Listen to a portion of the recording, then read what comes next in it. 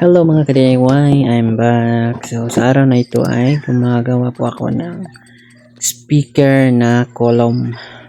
Ang size nga pala ng ginagawa kong speaker mga ka-DIY is 3" yung speaker niya. Ang plano ko kasi ipares ko siya sa 15" na subwoofer ko. Tapos yung ilagay mo lang siya sa ilalim ng breather bitaw ng RCF. Yun.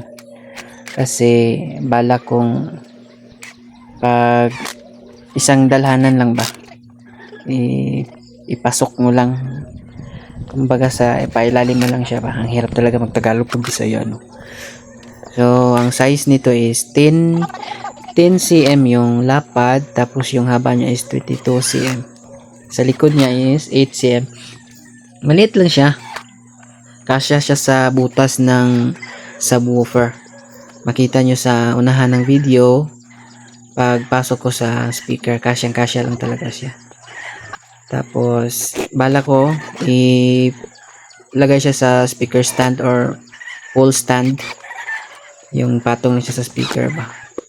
Kada speaker dalawang maliit, pwede siyang idugtong, pwede din siyang ganyan, yung naka dalawang pole.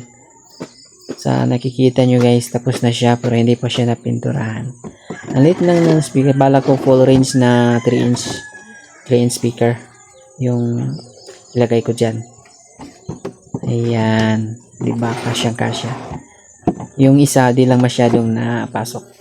Salamat sa panonood.